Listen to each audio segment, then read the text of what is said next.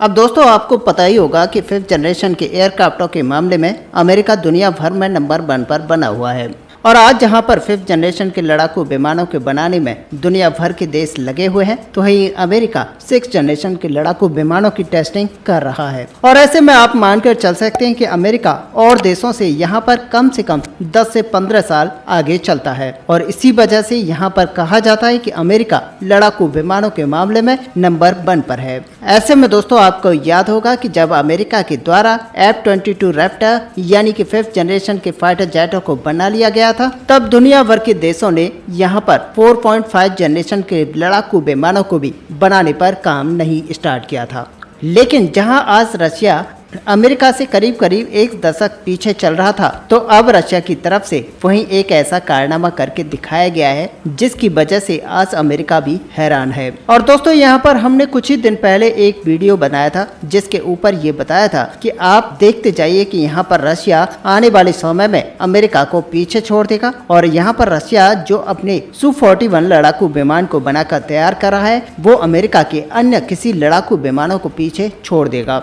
ऐसे में दोस्तों आपको बता दें कि रशिया का जो पहला फिफ्थ जनरेशन का फाइटर जेट है यानी कि Su-57 लड़ाकू विमान, ये अब एक ग्रैंड विंग मैन को हासिल कर चुका है। और ऐसे में रशिया के फिफ्थ जनरेशन के एयरक्राफ्टों को डेवलप करने वाला संस्था यानी कि यूनाइटेड एयरक्राफ्ट कॉरपोरेशन की तरफ से ये भी दावा किया गया है कि उनके जो सुखोई Su-57 लड़ाकू विमान हैं, अब उन एयरक्राफ्टों में एयर लॉन्च ड्रोन भी शामिल हो चुके हैं। और ऐसे में आपको बता दें कि मीडिया रिपोर्ट्स के अंदर ये दावा किया जा रहा है कि हाल ही में एक गेम चेंजिंग वेपन के पैटर्न को इस फाइटर जेट ने हासिल किया है। और ये हथियार यहाँ पर एयर लॉन्च अटैक ड्रोन है, जिसे कि रशिया की टॉप ऑफ द लाइन यानी कि फिफ्थ जनरेशन के लड़ाकू विमानों से डिप्लॉय किया जाएगा। ऐसे में सच मानिए कि ये जो बड़ी डेवलपमेंट है, ये रशिया के लिए सबसे बड़ी डेवलपमेंट है, क्योंकि इससे रशियन एरो स्पेस सेक्टर ही यहाँ पर आगे नहीं बढ़ेगा, बल्कि रशिया के जो मॉडर्न वॉरफेयर कैपेसिटी है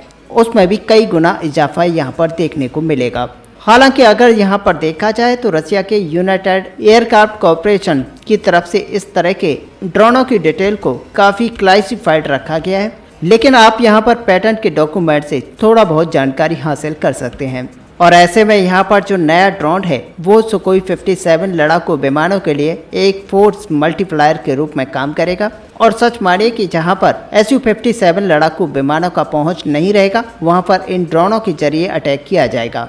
ऐसे में यहाँ पर एक्सपर्ट्स का मानना है कि यहाँ पर इन ड्रोनों का कामाकाजी ड्रोन यानी कि आत्मघाती ड्रोनों के रूप में यूज किया जाएगा। ऐसे में आपको बता दें कि इन ड्रोनों की जो जानकारी है वो पूरी पब्लिक सेक्टर में बहुत ही कम है, लेकिन कुछ डिटेल्स को यहाँ पर एनालाइज करते हुए एक्सपर्ट्स की तरफ से ये कहा गया है कि ये जो ड्रोन है असल में ये 2 अलग अलग मोड में काम कर सकेगा, जिनमें सबसे पहला जो मोड होगा वो automatic target recognition and engagement होगा और ये ऑटोनोमस व्हीकल के रूप में काम करेगा। ऐसे में ये ऑटोनोमस तरीके से दुश्मन के टारगेट को खत्म करने में बहुत ही अहम रोल निभाएगा। जबकि आपको बता दें कि यहाँ पर जो दूसरा मोड है वो यहाँ पर इंफॉर्मेशन ट्रांसफॉर्मेशन मोड कहलाएगा, यानी कि इन दोनों ड्रोनों को सुखोई 57 एयरक्राफ्टों के रूप में एक गैदरिंग इक्विपमेंट के रूप में इस्तेमाल किया जाएगा, जो कि दुश्मन के टारगेट के रिकॉग्निशन करने के बाद इसके डाटा को ट्रांसमिट करेगा, जिससे कि इसके पूरा डाटा यहाँ पर सुखोई 57 लड़ाकू विमान के पायलट के पास पहुंचेगा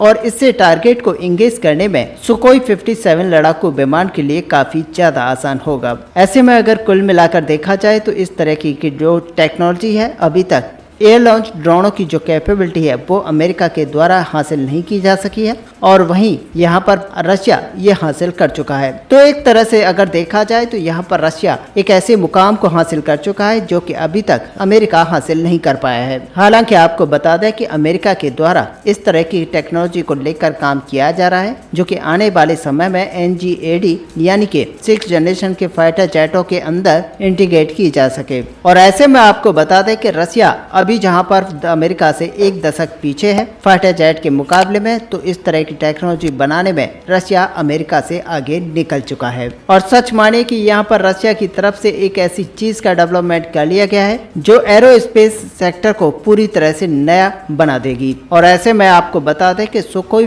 Su-57 लड़ाकू विमानों को यहाँ पर और भी ज्यादा स्ट्रॉन्ग बनाने के लिए लॉयल विंगमैन को भी तैयार किया जा रहा है। और इस तरीके का 5th generation fighter jet aircraft के लिए ये पहला लॉयल विंगमैन है। और ऐसे में सच मानिए कि ये जो लॉयल विंगमैन एयरक्राफ्ट है ये सुखोई 57 लड़ाकू विमानों के दायरे को काफी हद तक बढ़ा देगा। ऐसे में लॉन्ग रेंज की स्ट्राइक कैपेबिलिटीज के साथ ये फाइटर जेट अमेरिका से भी आगे निकल जाएगा और यहाँ पर रशिया जो इसकी कैपेबिलिटीज को बढ़ाना चाहता है उसके लिए काफी मददगार साबित होगा। अब दोस्तों ये सच है कि अमेरिका के परेशानी को यहाँ पर रशिया के द्वारा बढ़ाया जा रहा है और अपने फाइटर जेट को और भी ज्यादा मजबूती प्रदान की जा रही है। वहीं दोस्तों आपको बता दें कि रशिया हर वो संभव प्रयास कर रहा है जिससे कि आने वाले दशक में रशिया अमेरिका के लड़ाकू विमानों को भी पीछे छोड़ पाए। और ऐसा जहां पर एक तरफ कहा जाता है कि रशिया अभी फाइटर जेटों के मुकाबले में अमेरिका से कम एक दशक पीछे है, तो वहीं आने वाले समय में रशिया अमेरिका से आगे निकलना चाहता है। और दोस्तों आने वाले समय में अगर यहाँ पर रशिया अमेरिका से आगे निकल जाता है तो ये कोई बड़ी बात नहीं होगी, क्योंकि रशिया की तरफ से कुछ ऐसे काम किए जा रहे हैं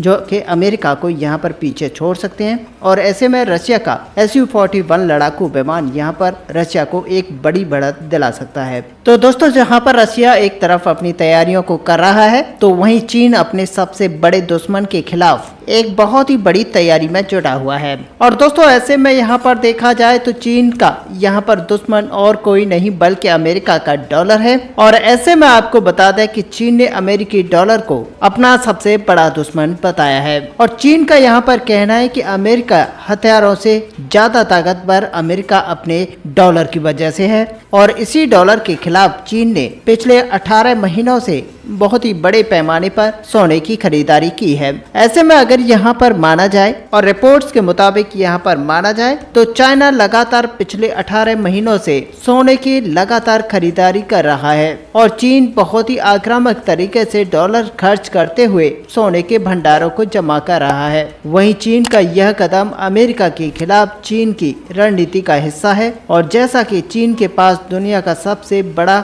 डॉलर का भंडार है और इसी का यूज करते हुए चीन की तरफ से लगातार सोने की खरीदारी की जा रही है। और सच माने कि इसी भंडार का इस्तेमाल अमेरिकी डॉलर के खिलाफ में किया जा रहा है। और चीन का यहाँ पर कहना है कि डॉलर की वजह से अमेरिका का यहाँ पर वर्चस्व है और अमेरिका ने अपने डॉलर को सबसे बड़ा हथियार बनाया है। ऐसे में रूस के बाद चीन भी सही मायने में अब सोने की खरीदारी को बढ़ाकर अमेरिका के डॉलर के खिलाफ एक बड़े युद्ध का ऐलान कर चुका है। ऐसे में दोस्तों यहाँ पर चीन का दावा है कि वह 2050 तक अमेरिकी डॉलर के वर्चस्व को हमेशा के लिए मिटा देगा। ऐसे में दोस्तों इस बड़े टॉपिक को लेकर आपका यहाँ पर क्या व्यू है, आप अपना व्यू हमें कमेंट पे लिखकर जरूर बताएं। साथ ही अगर वीडियो आपको अच्छी लगी हो तो लाइक और शेयर करना ना भूलें। मिलते हैं नेक्स्ट वीडियो में, तब तक के लिए जय हिंद जय भारत।